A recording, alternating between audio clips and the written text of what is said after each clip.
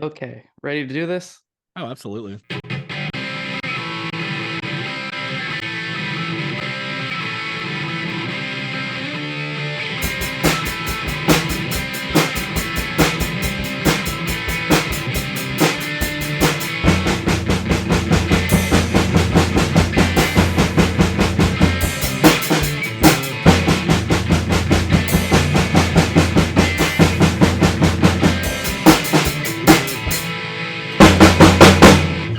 Hi, everybody. Welcome back to another episode of Film Asylum, where we are your hosts, Colin Peters. John Rocher.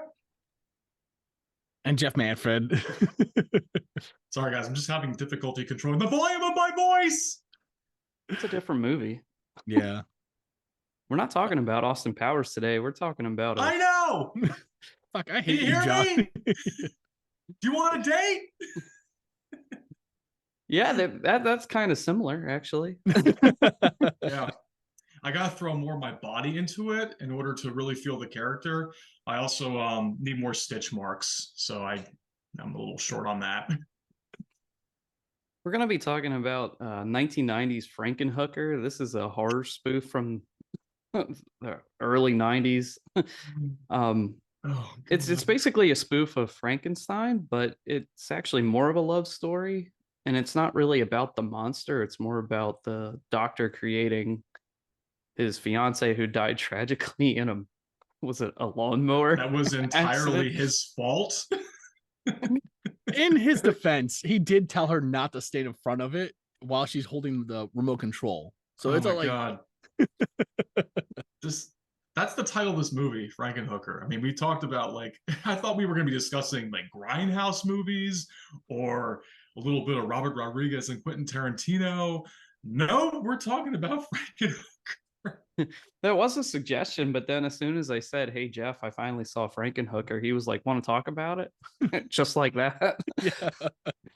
I feel like a therapist at that moment. Like, I know this movie hurt you. Would you want to talk about it for Oh my god. No, actually, I was all right Yeah. with this movie. Overall, I was surprised about how decent it was. I mean, the quality of it was surprisingly not as low budget as I thought. Mhm. I mean, the acting's kind of masked by the comedy because, I mean, they knew what it was. This movie, you know what it reminded me of? It reminded me of one of those movies that you don't ever see in the theater or you hear that flops, but then Comedy Central always picks it up and then they're Mhm. playing it 24/7 somewhere. And then Could be you the watch 1990s version of The Room, where Adult Swim found The Room and they just played it 24 hours a day and thought, is this a joke? Is this a real movie? This is a real movie. Oh my God. What? but it really wasn't that bad. I mean, the quality of it is fairly decent. You Mhm. see like 80s lightning, like when the doctor tries to elevate the body. Yeah, I the should body go with a little parts. bit more in synopsis of this. So after the fiance dies in this motorcycle accident, not motorcycle lawnmower accident, Lawnmower. she all that's left is her head. And he is able to find some sort of like chemical or something that's only works for estrogen levels, and he basically keeps her head as like a memento, and he devises a way to bring her back, but he can only bring her back through other body parts because hers is just totally mangled, and the only thing he can think of that's expendable is hookers. So he goes he lives in New Jersey and he goes to New York and he talks to all these hookers and he devises this super crack that will basically like internally combust them. Which Yeah. I don't know is like such a good idea if you want to use their body parts because they're blowing up. So it kind of Well, I makes guess no sense to me to do that. they're blowing up like from the chest, so I guess the arms and the limbs are intact.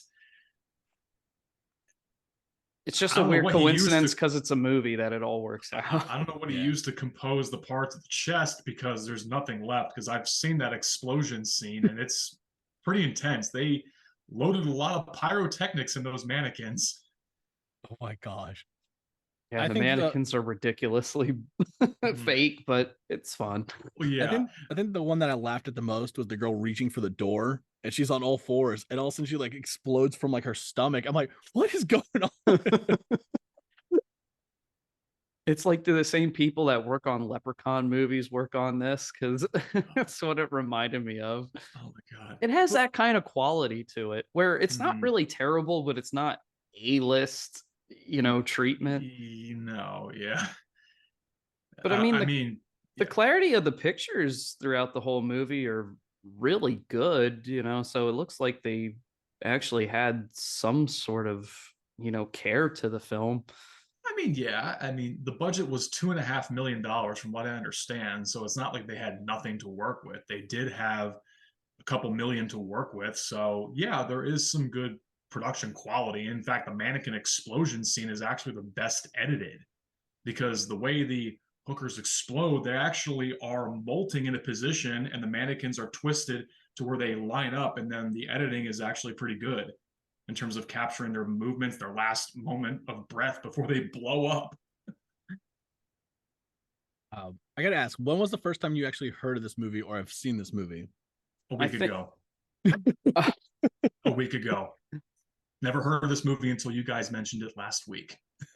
I think I've seen it pop up on the internet here and there, and just because I follow so much horror stuff, and it's just one of those things that goes floating around, and I was like, "Oh man, this looks so ridiculous." And of course, Jeff had seen it, and he's Oh, talking about how absolutely. how he's watched it, and then he goes and meets Patty Mullen, who plays the FrankenHooker, Oh my god. and and I and I originally heard about this when I was 15. So it's like it kind of stuck with me.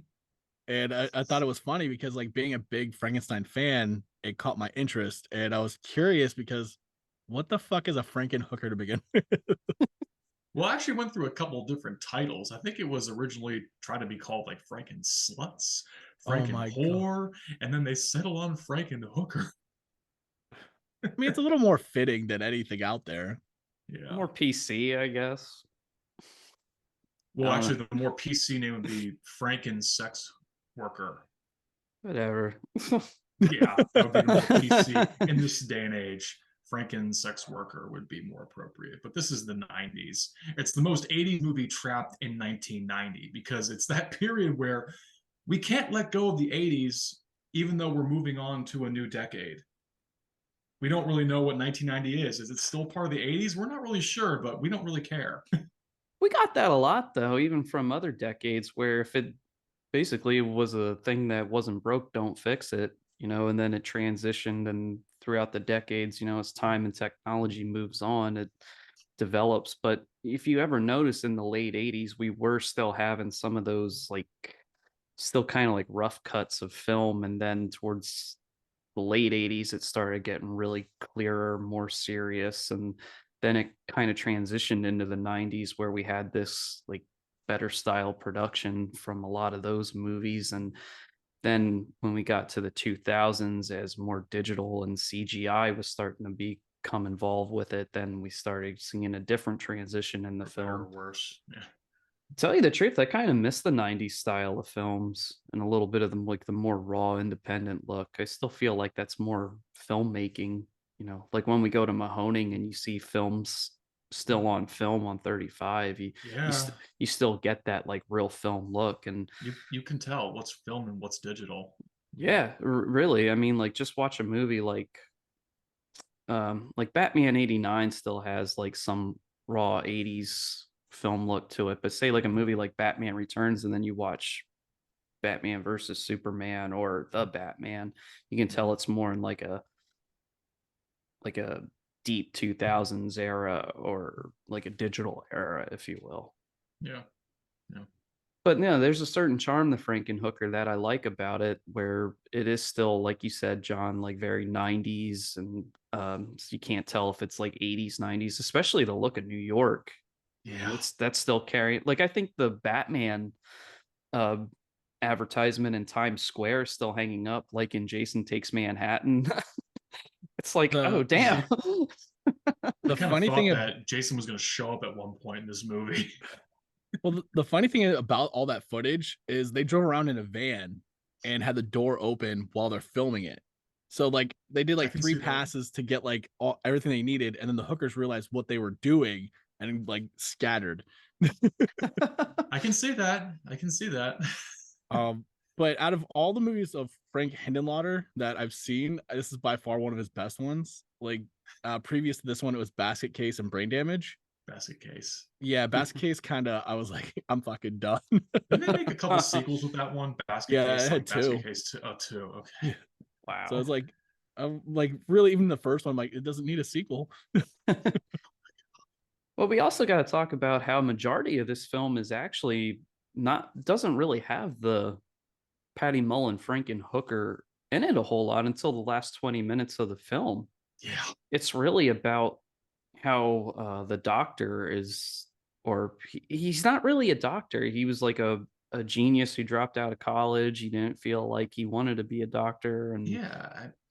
and then he like what works at a factory or a plant, but He he's works for New Jersey Electric. He dropped out of medical school because he did not like the fact that he didn't like his ideology. He was able to bring people back. And I'm like, that line alone, I'm sitting there going, really? You guys are going with that? that they Yeah. didn't like the fact that he could bring people back. Yeah, because the fact that you can keep people alive through electricity. And the fact that his name is Jeffrey Franken is what got me to laugh the most because Oh my God. Yeah. and then And what's her name? Mary or Elizabeth? yeah, Elizabeth, was it Shelley? Elizabeth Yeah. Shelley. Elizabeth.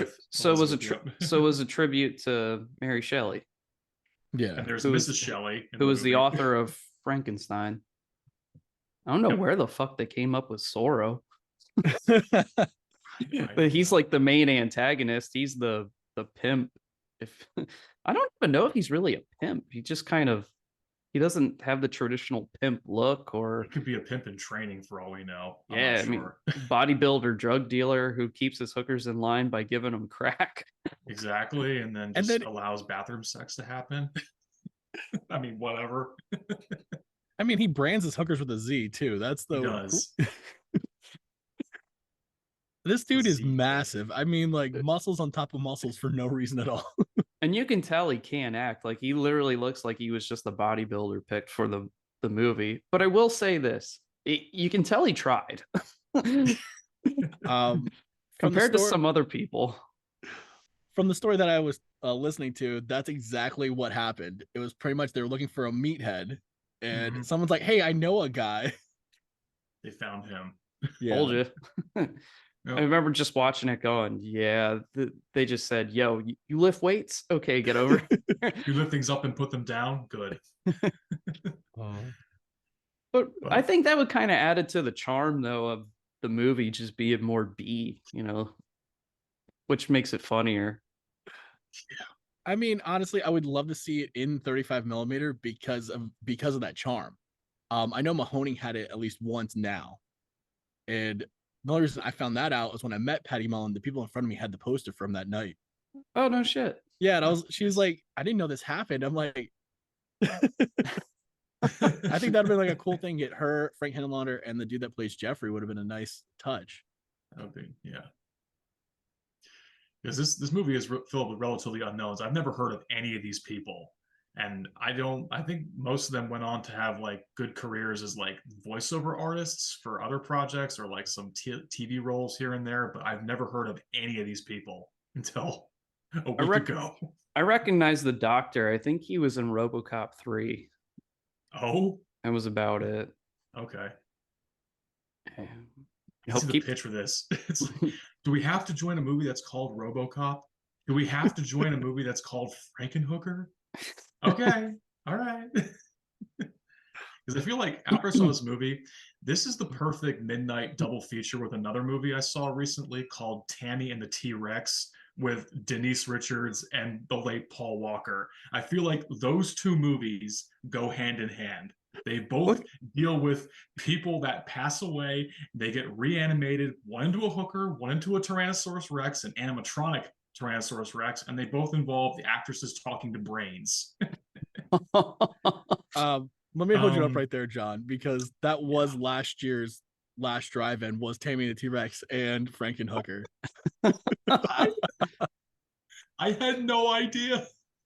Yeah, dude. Oh, That's a fascinating story about how Tammy and the T-Rex came to be. Apparently, the director was called by a friend of his saying, "Hey, I got this animatronic T-Rex for 2 weeks. Do whatever you want with it for 2 weeks, and then it's going to go to a conservatory in Texas. You'll never see it again unless you go to Texas. So do what you want."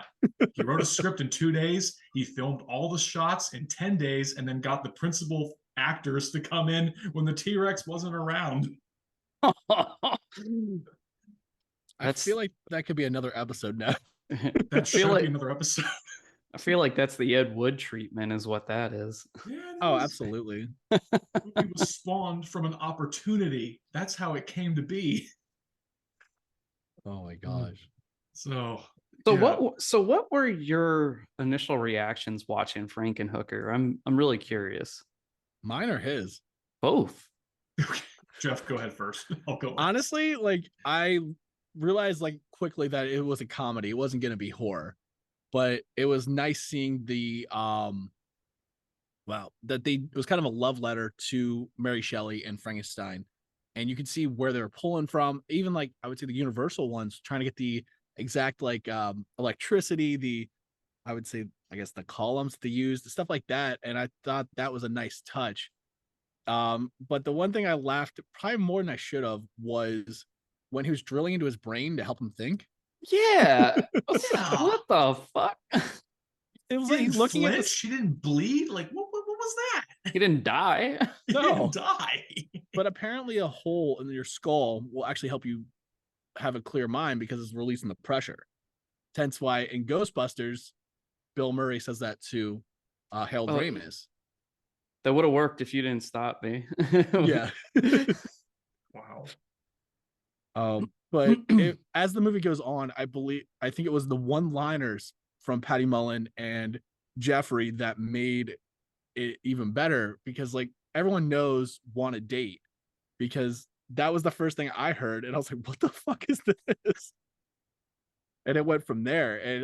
And the fact that like her first we'll say like 5 minutes is her just reiterating what the hooker said to Jeffrey during the hotel scene, and then her first real dialogue isn't until almost like 20 minutes left in the movie, and then she starts finally getting her memory back.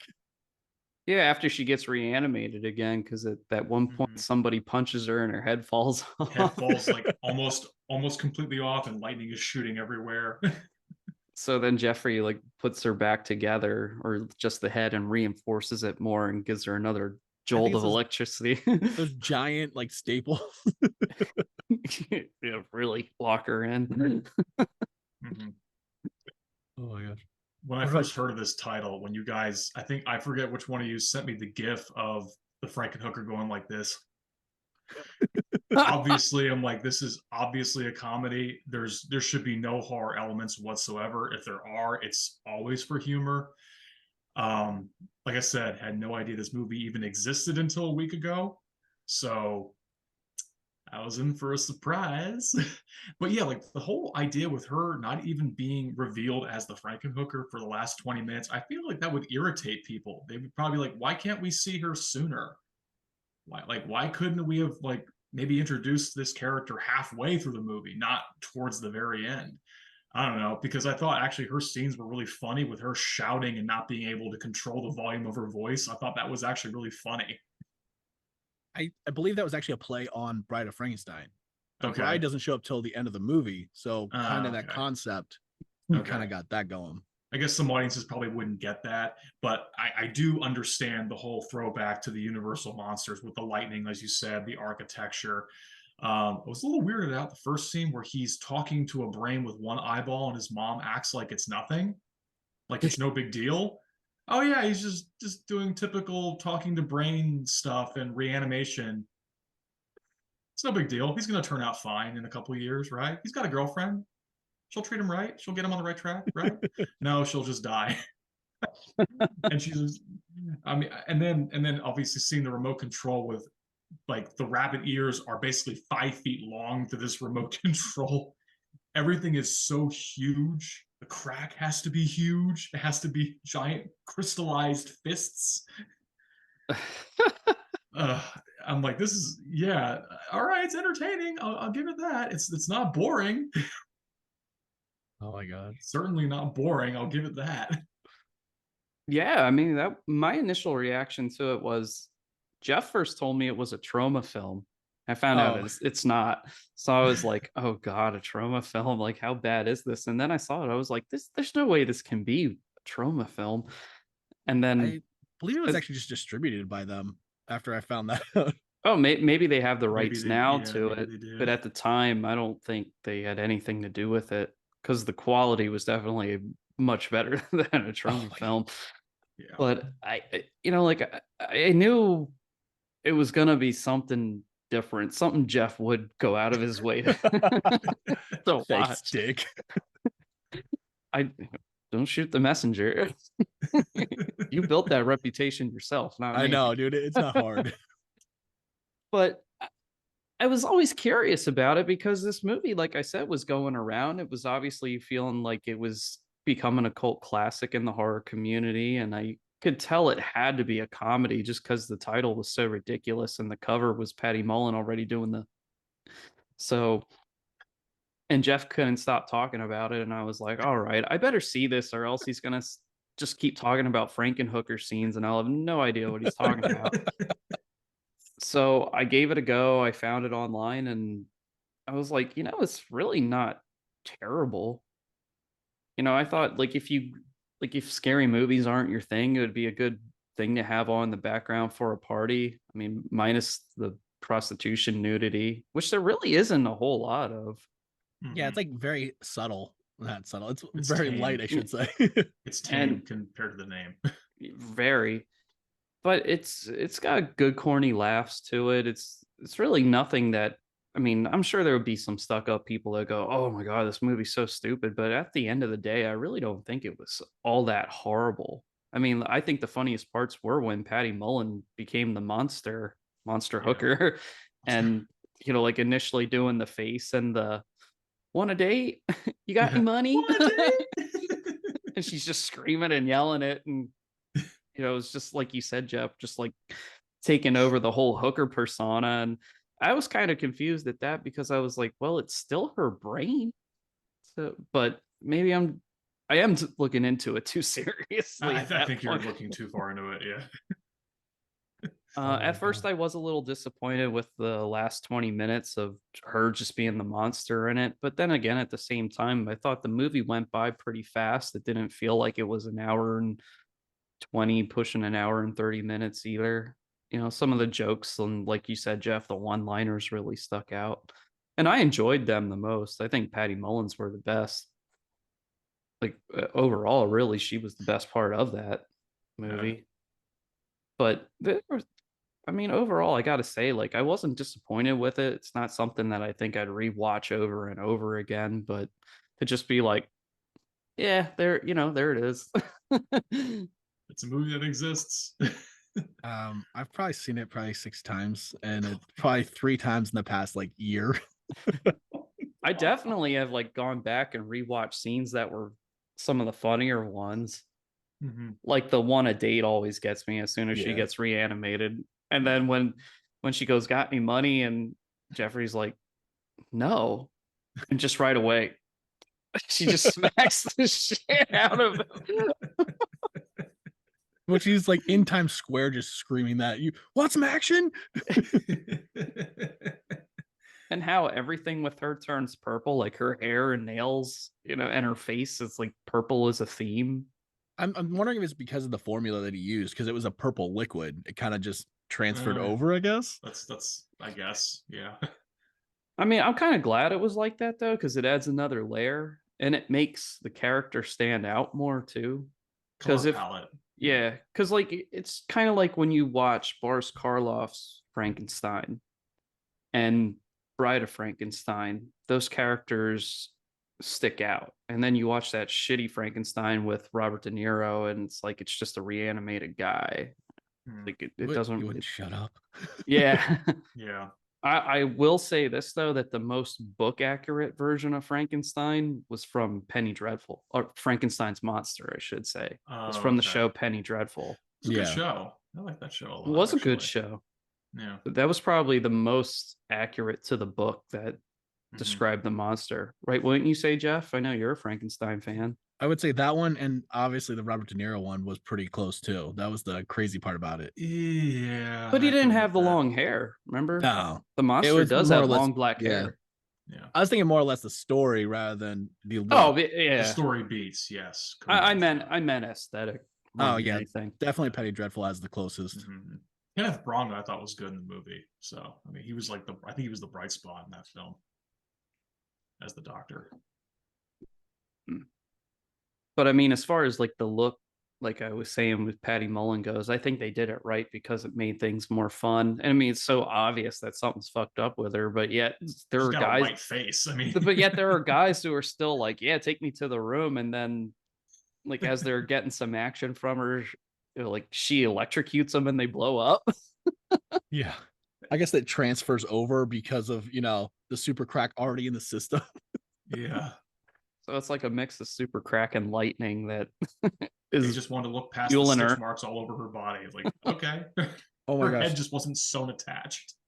the John that she goes with, and he's like, "That's the best I've ever had," and she's just holding his head. I'm like, "What?" Just Oh my crazy ridiculous. Mhm. The funny thing is, I just watched it yesterday. As we're talking about it, I want to watch it again.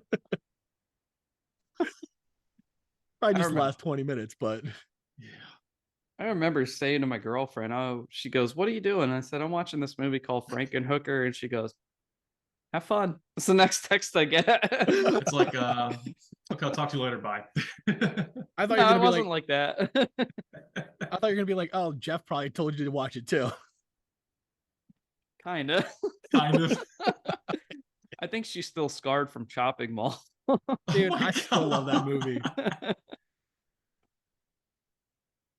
Oh, my God. Jesus. Oh my God. Wait, didn't the studio who made Shopping Mall participate in Frankenhooker? Don't they like kind of is there some sort of connection between those two films? I Maybe don't, there was. I don't think so. Maybe not. Okay, maybe I'm just looking into it. I was looking at some in-depth reviews and like some behind-the-scenes stuff with Frankenhooker. I know the film when it came out on theaters, it only made like $200,000. Nobody saw this film, and of course, a lot of studios back then were banking on home video, which is how this movie made its money back because it actually was a huge hit. Especially, this is probably a collector's item, but if you can find the VHS copy of Frankenhooker, there's actually a button you can push that yells "One a day." Oh my God. Yeah, they wanted Yo. to embrace that gimmick. So if you found a VHS cassette tape of this movie, you could probably find that little button on the case and push it until the battery runs out. That's how it got people. They're like, "What is this movie?" Dude, that cover alone is just her with the face, and it just Frankenhooker. Walking up from the subway. Yeah. And the walk. Got any money? Looking for a fun time? Oh my gosh. I think this movie, like you said, it became more of a cult classic over time because, like you said, no one knew what it really was, and it just kind of fell flat. And then as everything went on, like the more views on home video, that's where I think definitely, like you said, it made its money, and you became a cult classic. And like even now, I feel like it's a lot more popularity than what it did back in the 90s. Oh, for sure. I think social media even plays a big part in it. I mean, now that like you go on Instagram and you'll see things where the actors from certain movies will say like I don't know if Patty Mullen's on Instagram, but let's just say she is, and it will say in the title like the Frankenhooker, Yeah. in her bio. Oh, Look at Samurai Cop. I mean, it was barely a movie, and then it wasn't released in theaters, and it just got buried by obscurity, and then it was rediscovered, and now people know it as like one of the best, worst films ever made. I think also The Last Drive-In probably helped it out too, because Diana Prince, Darcy the Mail Girl, is a big advocate for this movie. She cosplays that a lot, so it probably helped push it out there as well. I can see that. I can see that. And it's like one of those things, like I never expected to literally have this conversation we're having now about it, which is kind of funny, but not in normal conversation, bringing it up, people knowing what the hell this movie is actually even better. And that's kind of oddly makes me happy because I'm like, I'm not the only weirdo out there. Just go to New York City. It's full of weirdos. It's 2023. I think we're just full of weirdos in general. Yeah, I think we have to be at this point. we do. But you guys were talking about physical copies. Yes, I do own one. But yeah, I had Patty Mylan sign it. Of course. Nice. I couldn't help myself. Now, if you can find that VHS copy, though, that'd be something. And if the button and the voice still works. Yeah, as you were talking about it, I'm sitting there going, I should probably look for it. Dude, it's probably worth a lot. It might be worth something. Yeah. I wonder if the recording still works.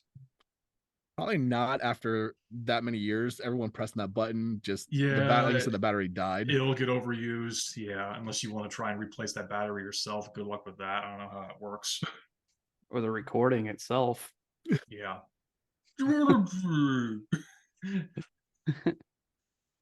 do you guys have a favorite scene, least favorite scene? Jeff, go first. No, that's actually a hard one because, like you said, I think the scene where she comes out of the subway and literally just starts screaming at people, like want a date, want some action. That's probably like one of the best scenes because you're finally getting like full view of her. You're seeing her in action. Like, dude, she punches that dude in the face when and like throws him, and then she takes that John to the hotel. That one's probably like one of the best scenes. And there's not really a bad scene, but there's not like they're not all amazing. So it's just like one of those things like I'm not gonna say there's really a bad scene, but I know there's one there if I'm gonna look for it. What about you guys? For me, it was actually the exploding hooker scene because I thought that was the most like technically impressive scene because the way they were about to die, they could feel the super crack taking over, and they actually morphed into a position where they got the mannequins to match their movement, and then they filled those mannequins with pyrotechnics, and it actually looked really cool. The way they blew up in spades, and just like, oh, okay, all right, you did the real stuff. You didn't do the CGI lighting for this one or the fake explosions. You actually put real shit in there. So that was probably like my overall favorite scene, even though yes, Patty's lines were easily the best. That's the time where I laughed the most. But I would say that was my favorite scene, was the exploding hooker scene, which I never thought I would ever say out loud. The exploding hooker scene. But I guess like my least favorite scene, if I had to pinpoint one, would be the moment where Jeff is just kind of talking to himself about the super crack, saying, it's not my fault if they take the crack. I mean, people die from crack all the time. It would just be like a happy little accident. And there's no way I could be held responsible because people want crack. And people are going to take me on track. I don't know. I'm just like, really, dude, how am I supposed to get behind you right now? I mean, I know you were going to be killing people and assembling parts to make your girlfriend back to whole. How can I get behind this guy? Well, I don't know. I think it's because they didn't want him to actually kill anybody. They want it to be an accident. Because if he killed anybody, he would be a monster then, and that wasn't the point of the movie. But he created the super crack. What about you, Colin? My favorite scene is probably when she gets reanimated and does the "want a date? You got any money?" Punches him in the face, and then she does that walk, and the first thing you see from her is that that thing with her face where she just goes, ugh, and then she does it throughout the rest of the time that she thinks she's the hooker. Least favorite scene's probably the ending. I thought it was kind of weak, like because he only can do the estrogen, and so she finds he gets his head cut off by Zorro, Jeff does, and the other disassembled hooker parts kill Zorro at the end, and FrankenHooker takes Jeff's head and puts it on a female body, and he's on the table. He's like, "Oh, where's my, where's my package? And look at my boobies." And and I'm just like, like I feel like they tried to make it funny, and it probably was like the most non-funny part about it. It's just It kind seemed of cliche for them to Yeah. like kind of go in that direction. It's kind of how I felt. Like maybe it was something that happened before, but or that didn't happen before, I should say. But I don't know. Yeah. It didn't impress me, and I was like, that's kind of the weakest part here. But overall, I say if you want, give it a go. I mean, Jeff owns a copy of it.